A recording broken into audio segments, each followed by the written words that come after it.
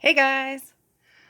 It's been a while since I tried to do another review, but this is more informational and to put it out there for anyone looking to try methods of becoming more natural with using non-chemically, I guess you would say, contaminated products. The first review I did was on Lumi deodorant, which I still love. And since that review, they've come out with even more scents, and they all seem to work just as good as the first round of scents that they put out. In any case, this video is about menstrual cups. Um, my cousin, whose name is also Megan, gave me the idea of a menstrual cup, and I'd never even heard of it 3 years ago. So I went on Amazon. She recommended a name brand one to me, but I found an off-brand one, and I was using that for the past 2 years, the same cup. It's an initial investment of around $20 usually. They're silicone, they're pliable, and there is a learning curve, which I'll talk about. In any case, the most recent cup I just got is called the Bloody Buddy, and it was a Kickstarter. So I have to wait for my next cycle to try it, but it looks like it has way better features to use it even easier. So a menstrual cup looks like a tulip. There's various sizes. Sometimes a smaller one's recommended if you haven't given birth or if you're younger, in your teenage to young adulthood. I have had two children, and I use the large size in the cups. Granted, I've only tried an off-brand from Amazon, and now I'm getting ready to try this Bloody Buddy. But they both look about the same type of size. So they're shaped like a tulip, and they collect your blood inside of it, and it remains in there until you empty it. The best thing about it is you literally only have to empty it every 12 hours. That's it. I've even gone longer than that by accident. They are extremely comfortable to wear. Most of them come with a tail to help grab onto to pull it out and break the suction. But I snipped the tail off of my off-brand one. I hear a child coming, so I'm going to have to stop and then resume. Okay, she's now underneath the bed, so I told her that she needs to stay quiet while I talk about this. Anyways, what I was saying is that I cut the tail off of the cup because my cousin told me it was helpful, and it made it so I virtually could not feel it once I got it situated the first time. Let me tell you about the first time. It was probably a 15 to 20 minute adventure of figuring out how to get the round tulip into the small place it needs to go for it to open up completely. Part of that may be because it was an off-brand. It didn't have the best features to help it pop open once you inserted it. But the best method I found is collapsing it in the center and folding it up like a U shape and squeezing it tight and just pushing it up there. It essentially rolls down to about the size of a super tampon. So once it's in, I verify that it's opened back up and popped open, because the first cycle that I tried it with, I had a learning curve and didn't realize that you kind of had to test if the tulip shape had opened up inside of the vaginal canal. So really, it was after the first cycle, it became so much easier.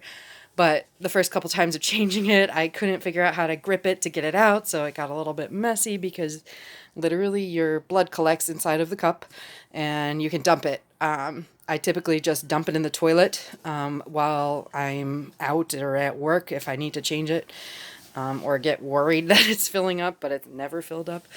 And then once a day while I'm on my cycle, I rinse it out with hot water and just use my hand soap to scrub it and rinse again and then put it back in. They say that you don't have to clean it until the end of every cycle, though. Hold on. Being called by my daughter. Okay, so back to it. Cleaning it. I do it, like I said, I use hot water and my hand soap once a day while I'm on my cycle, but they say you don't have to do that. And then at the end of every cycle, I boil it in water that I use my glass measuring cup from the kitchen and use my microwave and boil the water with it in there for 5 minutes. And then I dry it and I put it back in its wet bag. It comes with a little pouch that I call a wet bag, and then every once in a while I throw that in the washing machine too. I've actually, besides the first cycle, never leaked from it, even overnight. I have days that it's quite a heavy period. Usually it's day 2 and 3 of my cycle, which is typically 6 to 7 days in total. But even when on the heaviest days, I don't have that leaking problem that I do when I used to use tampons. Hold on one moment again.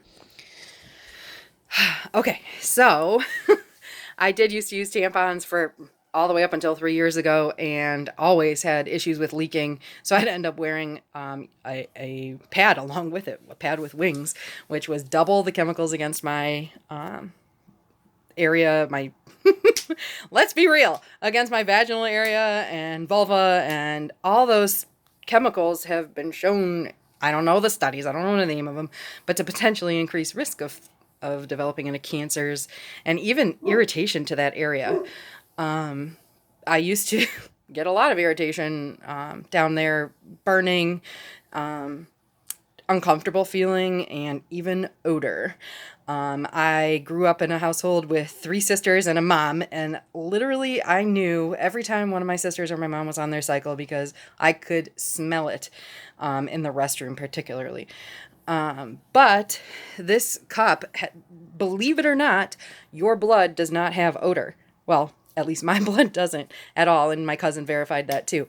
It just is liquid and stays in the cup, and it's way better than pulling out a nasty tampon and trying to dispose of it, and then it's just healthier for you in general. I'm getting off topic because my daughter's in this bedroom. In any case, I'm trying to think what else I love about the menstrual cup. Oh, cramps. I used to get pretty severe cramps and would usually need to take Motrin or Midol at least the first couple of days of my cycle. And actually, I don't know if it's just subconscious or not, but I do not really get cramps at all anymore. The only time I feel something is the day before I get my period. Lately, I've been having some lower stomach cramps, but it's actually, I think I've become more in tune to knowing my body's cycle in general because I use an app to track it now. So using the cup, I actually feel like I know the heavy days of my period way better, how long it typically lasts, that type of stuff. Yeah, and I have had to change it in a public restroom before, and all I do is take it out, dump it in the toilet, and put it right back in. And it may have a little bit of blood left in it, but it's empty enough to just insert it again.